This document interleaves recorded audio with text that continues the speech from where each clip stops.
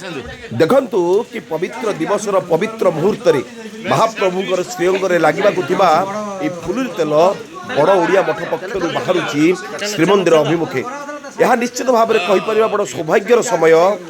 समस्तंकर गोटे लक्ष्य थिला महाप्रभुंकर सुस्थता पाई जो फुलुरी तेल आसबार थिला ताहा केतेबेले आसीबो किभଳି भाव में आसीबो केउथिरे आसीबो ताहाकू निश्चित भाव में आप देखिपे बड़ मठ बड़ ओडिया मठ जो मठाधीश अच्छा प्रत्यक्ष तत्वावधान में ये फुलुरी तेल आसूची एवं श्रीमंदिर गारद पक्षर डाकर आसीला।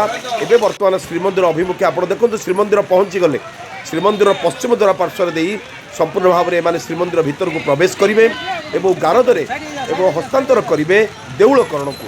आज मध्यरात्र दईता एवं पति महापात्र माने महाप्रभुंकर ये श्रीअंगरे लगी करेंगे ए फुलुरी तेल अर्थात ये औषधीय फुलुरी तेल लगी हवा पर महाप्रभुंकर ज्वरु जो पीड़ा से पीड़ारू से धीरे धीरे उपशम पाइबे एवं नवदिनात्मक यात्रा से प्रस्तुत हेबे।